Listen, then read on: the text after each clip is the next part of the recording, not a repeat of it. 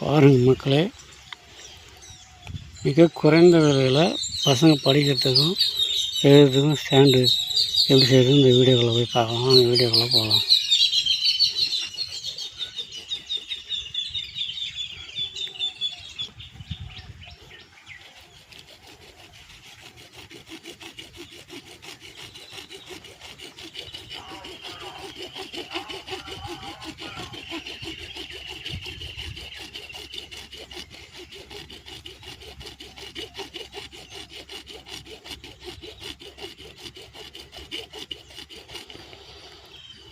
ஒரு இஞ்சில் ஒரு 8 துண்டு,